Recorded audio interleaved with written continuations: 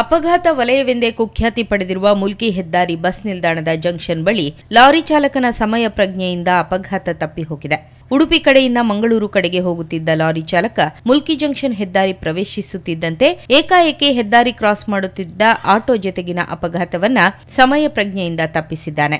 Lorry ಚಾಲಕ ಏಕಾಏಕಿ break ಹಾಕಿದ್ದು ಲಾರಿ ತೀರಾ ಎಡಬದಿಗೆ ಚಲಿಸಿ ಹೆದ್ದಾರಿ ಬದಿಯ ಡಿವೈಡರ್ ಮೇಲೇರಿ ಭಾರೀ ಶಬ್ದದೊಂದಿಗೆ ನಿಂತಿದೆ. ಆದರೆ ಆಟೋ ಚಾಲಕ ಇದನ್ನೆಲ್ಲ ಪರಿಗಣಿಸದೆ ಸೀದಾ ಅಲ್ಲಿಂದ ತೆರಳಿದ್ದಾನೆ. ಭಾರೀ ದುರಂತ ತಪ್ಪಿಸಿದ ಲಾರಿ ಚಾಲಕನ ವಿಡಿಯೋ ಸ್ಥಳೀಯ ಅಂಗಡಿಯ ಸಿಸಿ ಕ್ಯಾಮೆರಾದಲ್ಲಿ ಸೆರೆಯಾಗಿದೆ.